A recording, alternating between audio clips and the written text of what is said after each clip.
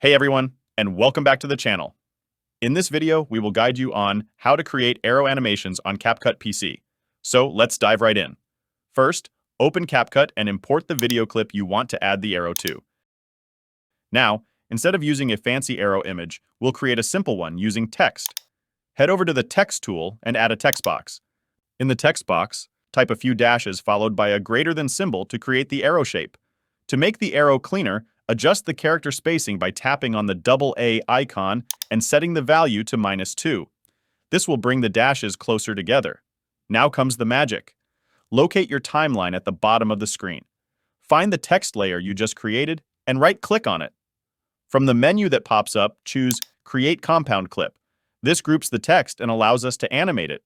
Now, click on the video option from the Properties bar at the top.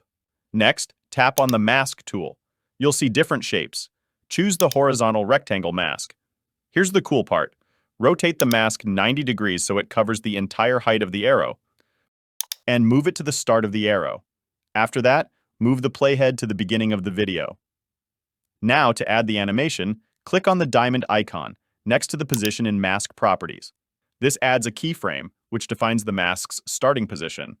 Now, move forward a few frames on the timeline, like 5, 10 frames. This controls the speed of the animation. Drag the mask all the way to the end of the text layer, essentially revealing the arrow. Now, hit the play button to preview your animation.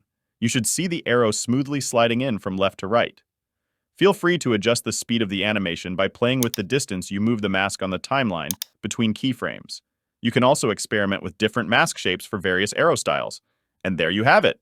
With these steps, you can create engaging arrow animations to enhance your CapCut edits on PC. Thanks for watching. If you enjoyed this tutorial, be sure to leave a like and subscribe for more CapCut tips and tricks.